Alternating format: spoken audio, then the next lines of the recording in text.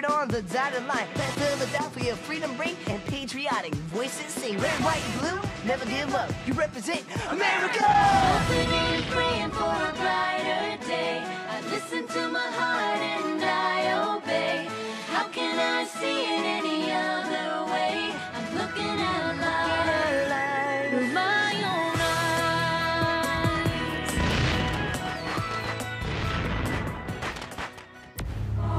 Today on Liberty's Kids. Come on, men. We have to catch whoever's hanging these posters. And if I find so much as one poster, it's jail for the lot of you. Dearest Mother, they called it the Boston Tea Party, but believe me, this is one party I wish I had missed. The Yankees claim all this trouble is over taxes. Why are you destroying the tea? We're protesting unfair taxation. Parliament raised the tea tax over our objections. Maybe next time they'll listen. Ruffians, cowardly disguised as Mohawk Indians, destroyed a shipment of tea. No taxation without representation! Redcoats!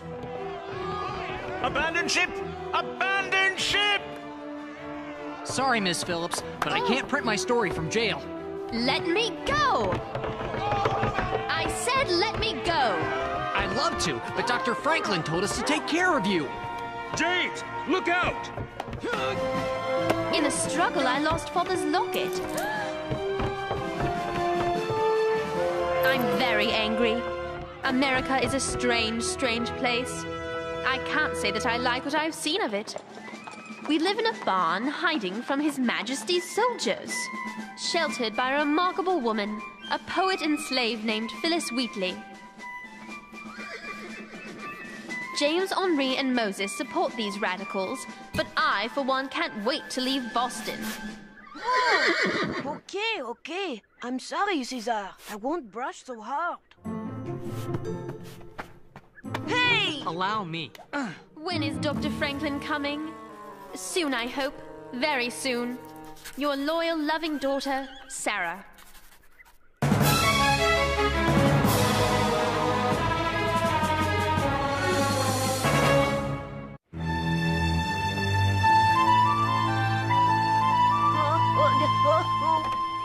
How many do you see, Henri? 1, 2, 3, 4, 5. English, Henri, not French. I'm counting the English. How many are there now? Too many. There mustn't be a soldier left in England. What should we do? What should we do? The British are occupying Boston. I've got to get this to the Gazette right away. Come on, Henri. Seem a shame. Do you really think he's a traitor? On the evening of 16 December, the year of our Lord 1773, cowardly bandits, disguised as Indians, attacked the Dartmouth, a ship flying the colors of His Majesty King George III. And who is responsible for inflaming the subjects of Boston to this violence? None other than the man before us, the esteemed Benjamin Franklin. His crimes are enormous. The East India Company lost hundreds of crates of tea worth many thousands of pounds. This lawlessness was encouraged by Dr. Franklin in his speeches and writings. His inflammatory paper, the Pennsylvania Gazette, continues to foment sedition, rebellion, violence, treason. You have no honor, sir. You are a scoundrel, sir.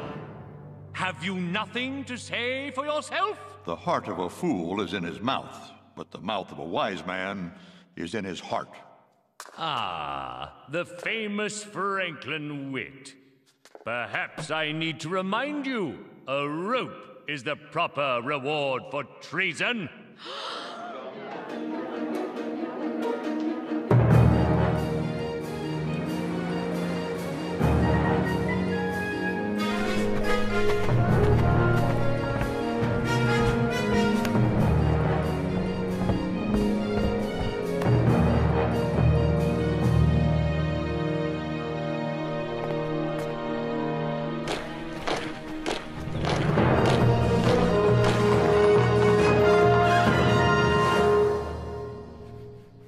harbor's closed. Hundreds of new soldiers arrived by ship this morning. The whole city is filled with redcoats! Would you please mind your tongue? Where's my pencil? I have a story to write. This is headline news.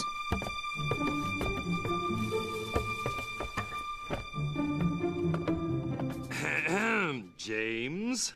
Those filthy redcoats are everywhere. That's right, James. After that long sea voyage, these lovely redcoats could use a good cleaning. This may need some soap and water. Let me help you, Miss Phillips. Fine morning, isn't it? 'Tis you who could use the soap and water in that smart mouth of yours. You're absolutely right. You'll have to forgive my manners. I'm an orphan. I was raised on the streets and sometimes forget my place. Where's that grub we was promised? I'll check on it right away, sir. Why don't you come give me a hand in the kitchen? The kitchen? That's woman's work. Hey! The kitchen, of course. It would be an honor to help, milady. What are redcoats doing in the barn?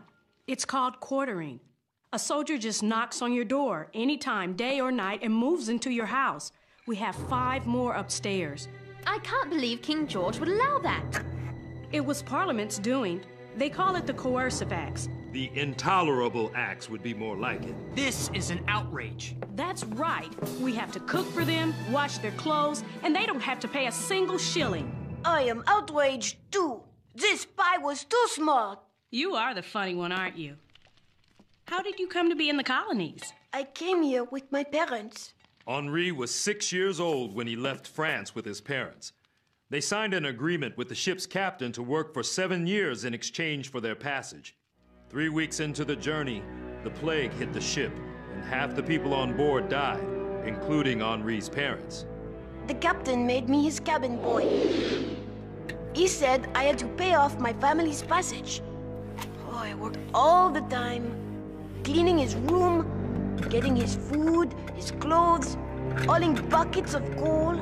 And if I did anything wrong, he threw me in the hold for hours. How dare he?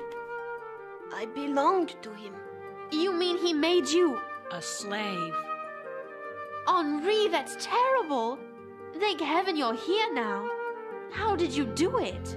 Moses and I went to the dock to pick up parts of a printing press that had come over from France. We went down into the hold to get the parts. There was Henri, on the floor, behind bars.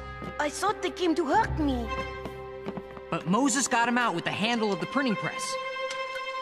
It was amazing. It was just what needed to be done. But how did you get him off the ship? We found the crate of parts, and Moses took the parts out, hid them under straw, and put Henri in instead. We closed the crate and carried it off the ship.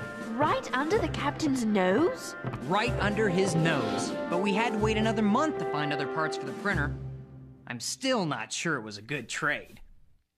Then I wrote to Dr. Franklin and asked to have Henri work in the print shop to pay for his room and board. Dr. Franklin said yes, but then he did something very bad. What? He told me I must learn to read and write French and English. The speaking you have, but the reading we have to work on. See? Work on? It work! Speaking of which, I must get back to my work or it will raise suspicion. Lieutenant Brampton was by here earlier talking about the Tea Party and telling Master Wheatley, if Boston's going to cause trouble, Boston's going to pay the piper. That only makes sense. Whose side are you on? I didn't know there were sides. We're all the king's subjects. Maybe you're a subject, but I'm a citizen. I have rights. Doesn't Phyllis have rights? You know what your problem is, Miss Phillips? You think too much for a girl. And you talk too much for a gentleman. Phyllis, I need a printing press. I've got to get the word out. James, until Moses can fix the wagon, we're stuck here. The city is swarming with soldiers who would like nothing better than to arrest us for your tea party. Take this, James. Tom Maloney published my poems. I can use his press anytime. Mr. Maloney! Tom Maloney? Open up! We're friends of Phyllis Wheatley. There's no one in there. Today's the Sabbath. The Lord's Day. Well, the Lord helps those who help themselves. Remember? Phyllis gave us the key. Ladies first. At last, a sign of manners. Redcoats! We have to work fast.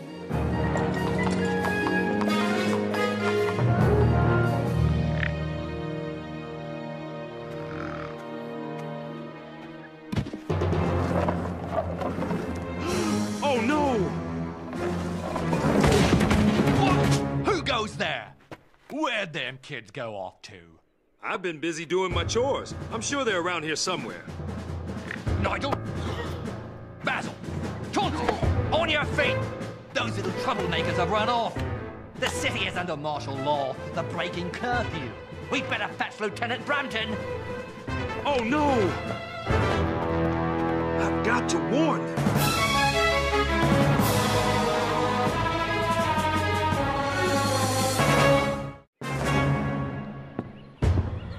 I'll bet they're the same brats who got away during the tea riot. But they won't get away a second time.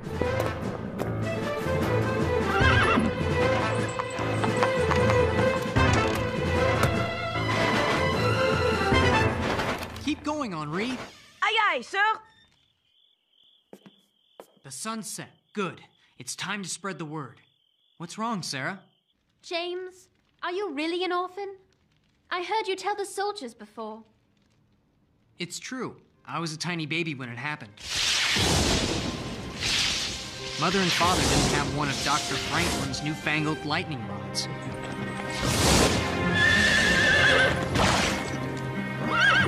Our house was struck and burst into flames. It burned to the ground. I was lucky. A neighbor pulled me out in the nick of time. Dr. Franklin's lightning rod has saved thousands of lives. When I was old enough, I sought him out. He offered to take me in as an apprentice, and I've been working at the Gazette ever since. I'm sorry for complaining about a silly locket, when you've lost so much more.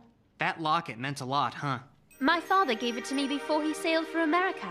When it was around my neck, it was like having him near me, always. He went up the Ohio River to explore new lands.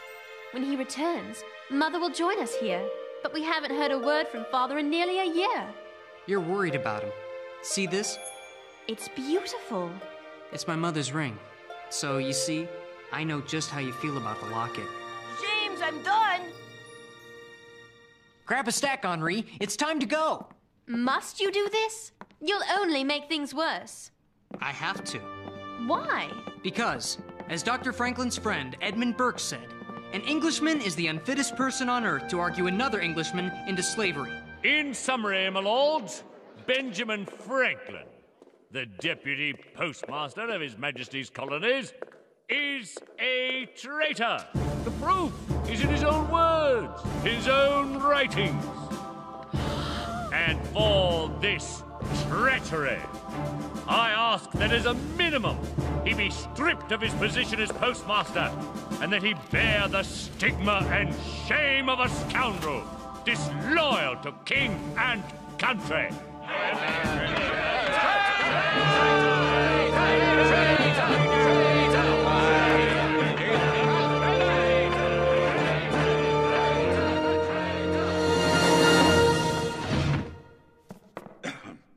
From the bottom of my heart, I thank Mr. Wedderburn for everything he has said against me.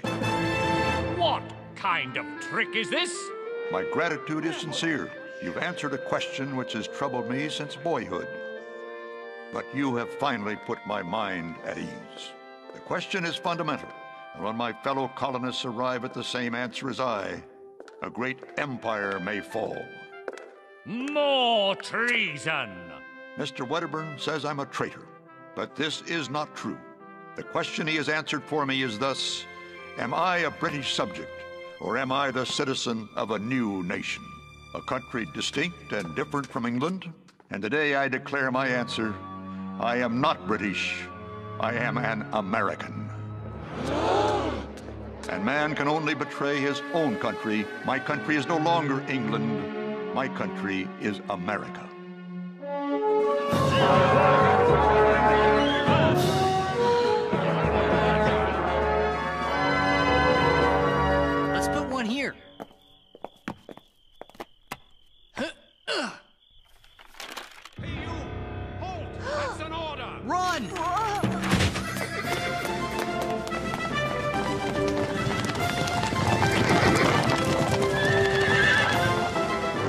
What do we do now? We pray Moses has that axle fixed. Henri, I think we may have overstayed our welcome in Boston. How do we get past those redcoats? Follow me.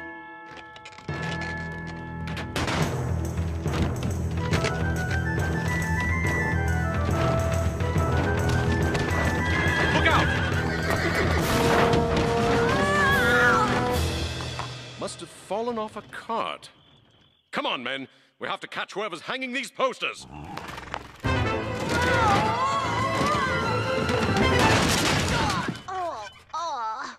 Are you all right, Henri? Which one of you said that? James, Henri, are you all right? Whoa! Quick! We have to get out of here. Too late. Everybody inside.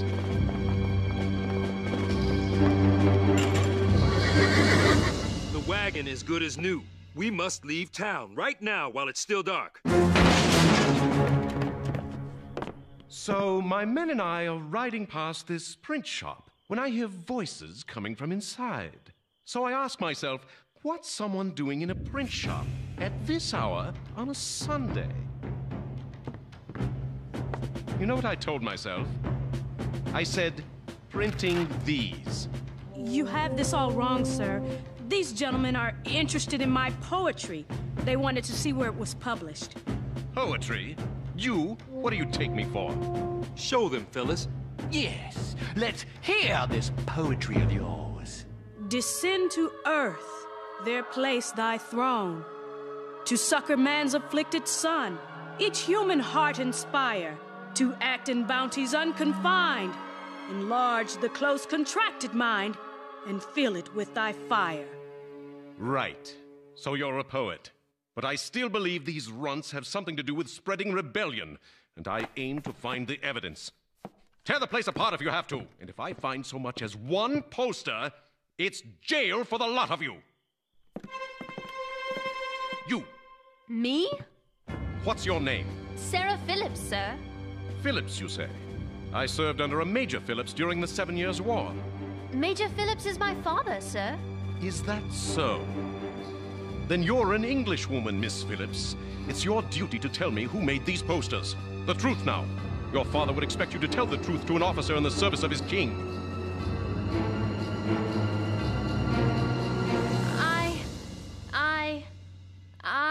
Spill it, girl.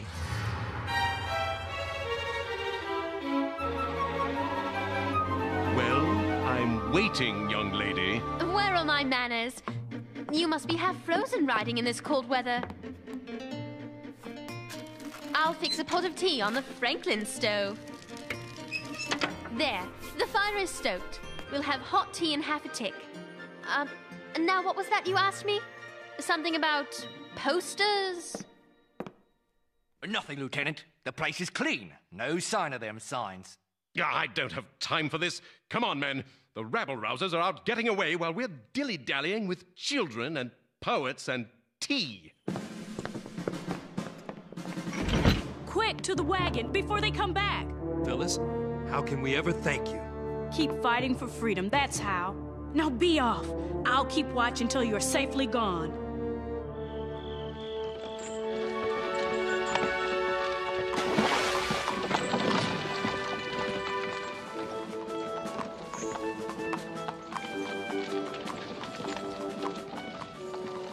Thank you. For what? You know. I don't know what you're talking about. Sure you do. You saved our hides. James, I'm very tired, and I'm cold.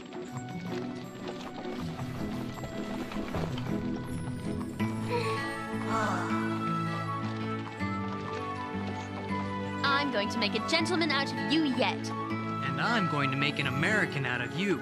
Yeah! Yeah!